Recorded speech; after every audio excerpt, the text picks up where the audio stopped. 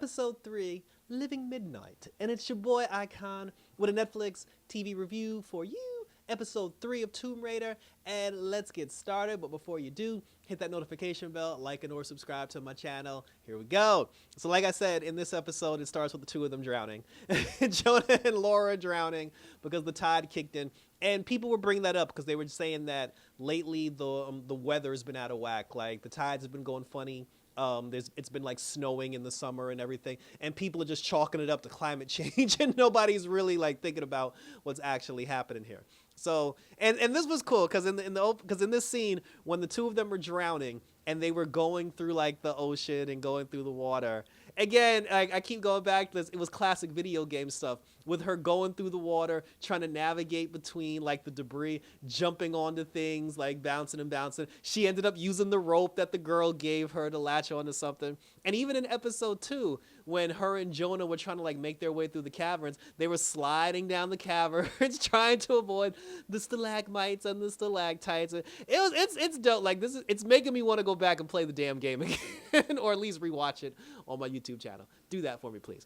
Laura ends up washing up on the shore, and then when she washes up on the shore, she finds her stuff, like her box. She finds the red box, she finds the bag. And then she sees Jonah's bag, and then she starts digging in the sand, because she's like, oh my god, Jonah! And she's digging through the sand and everything. And then when she finds Jonah, well, she didn't find Jonah, but she found his beads, like the beads that he wears around his neck. And then there was a moment where it faded to black, and it said this cartoon is based on the actual video game, and I said, you goddamn right. But, you know, Jonah, she pulled out the beads, and then Jonah was just like, you know, Jonah wasn't there, but Laura started crying because she was like, oh my god, Jonah's dead. And I'm like, no, he's not. First of all, he's not dead because Jonah's a main character.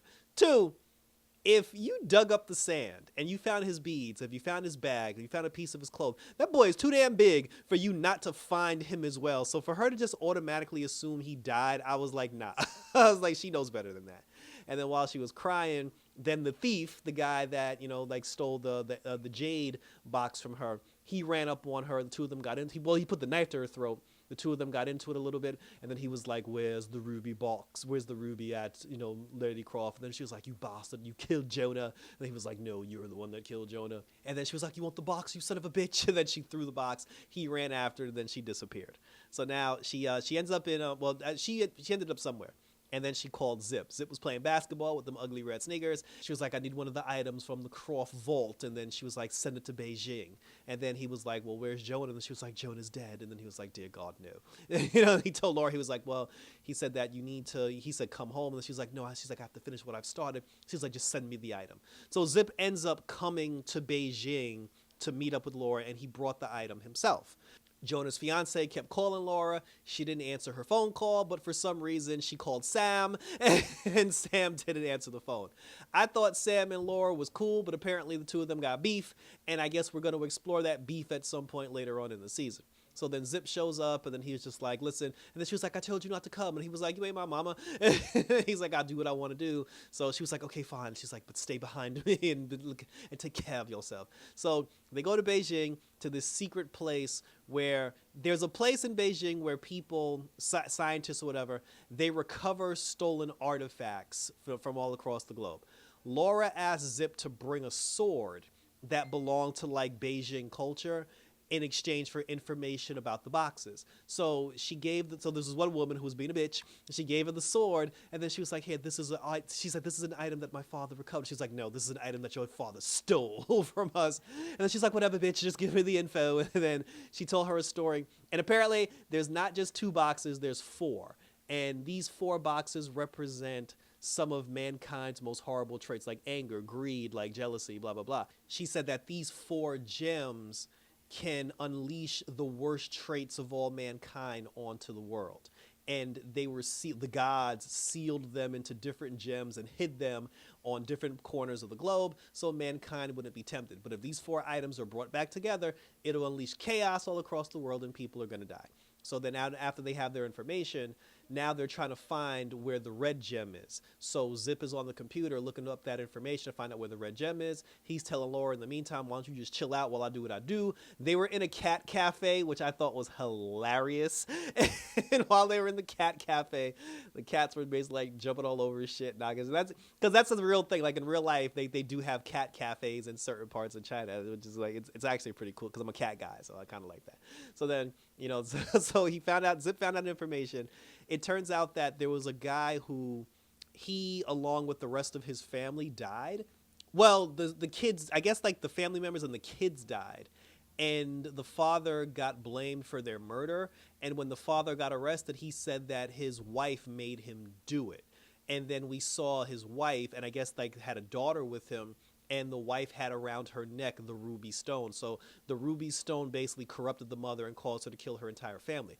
But I believe the mother is dead now, and the daughter grew up to take over. I don't know why she didn't kill the daughter, but the daughter ended up growing up to take over like the family business, and she's now like a mobster and like a mob boss and a warlord, and she has the red ruby stone attached to her sword that she uses to pull off her evil cartel deeds. So now they got to break into this woman's house and they got to steal the gem. Laura puts on a different costume, and I like that too because they're also doing like the different costumes for Lara Croft. So she puts on a different outfit. She goes out at night, which it started snowing, and then she broke into the woman's house so she could steal the gem. Before that happened, while Laura was waiting for Zip to pull up the information she needed so she can go into the house, Laura was at another cafe, and then that's when the thief showed up and the two of them had a conversation.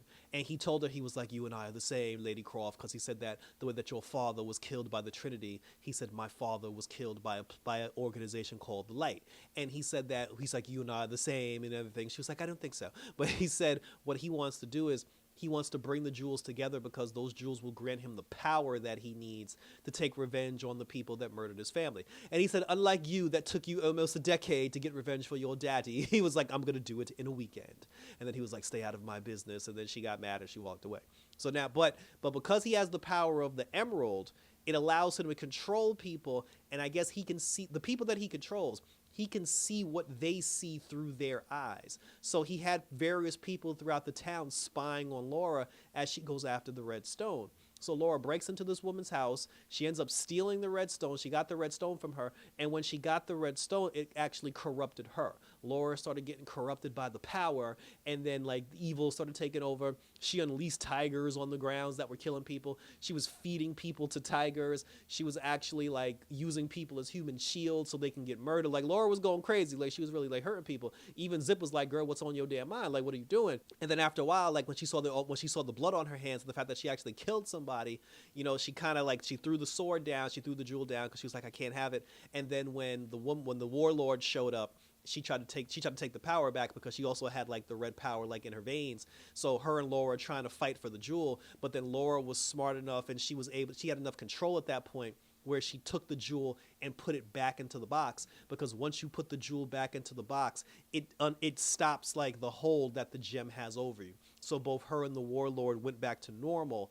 And then that's when the warlord, she was just like, take this box and go because it's pure midnight evil. She's like, it's evil midnight or whatever. And then she said, get it out of my sight. And then when Laura took the box and she dipped, the woman was just like, oh, the box will corrupt you too. It will, like it'll take your soul. And then I was like, it kind of already started because she already kind of like had that in her system. So then Laura leaves. She goes back to the hotel, I guess, where Zip was. And then when she got back to the hotel, Zip was lying on the floor. And then Jonah shows up and knocks Laura over the head because Jonah was under the control of the thief. And I knew Jonah wasn't dead. Like I knew that was going to happen. But he was there. He was on the floor. The guy like took the ruby from from Laura. So now Jonah is under his control. Zip's on the floor, passed out. Laura's on the floor. The guy takes the ruby and takes the emerald, says the magic words, puts them both together, and it unleashed some crazy power that blew up the hotel room. Everybody should be dead. Like based on that explosion, everyone should be dead, but they're not going to be dead. Like they're going to survive. I don't know how they're going to survive, but we'll find out in episode 4. And that was how the episode ended, with the thief basically now having 2 jewels. Laura has 0. Jonah's under his magical spell. Zip is knocked out on the ground. I don't know what's going to happen because a filler episode is coming at some point. And thank you for tuning in. So because this thing is actually like, this is moving along because there are 4 jewels that we need to capture. We're getting 8 episodes in this series, and right now we've already found 2 jewels, and 2 jewels were in the hands of the bad guy. So so it's like 5 more episodes to go. So since we're kind of like rushing this thing along here, like the storyline, there's going to be a point where we get like a backstory episode, whether it's the thief, like we get the backstory about how the light killed his father, or we get more flashbacks about like Laura and Sam and Reyes and everybody. There's going to be a filler episode, like mark my words, but yeah, but I'm loving this. Like, I'm definitely loving this. Even when she broke into the woman's house to try to get the jewel, I thought we were going to do the thing where all the enemy guys were by the campfire, and you either have to go in there guns blazing, or you have to figure out the pattern to silent take down all the guys so you can get there. I hope that comes, because that was one of my favorite parts of the video game. Whereas like certain people would just bum rush the campsite with the, with the machine gun and just kill everybody. I wasn't the greatest with the gun at that point, so I was very good at figuring out the pattern to do the silent kills, because there's a pattern where you got to find one person, and then once you take down that one person, you can take down another person, and you can take down the entire campsite without anybody seeing you. I hope we get one of those scenes before this is over. But I'm loving me some Tomb Raider. I love me some Lara Croft. Haley Atwell's voice is pure gold. Share your questions, comments, and all concerns down below, and we will continue to talk about it. So check me out on Twitter, X. Check me out on YouTube, TikTok, and Instagram, where you can leave your questions, comments, and concerns. Let me know what you think about Tomb Raider so far. Are you enjoying it? Are you not enjoying it? Because if you're not enjoying it, please tell me why, because this show is the shit. But again, leave your thoughts on Tomb Raider so far, and let's keep this train going. So until next time, guys, for some more Tomb Raider action as we continue the Laura Croft series. Take care, and as always, we're out this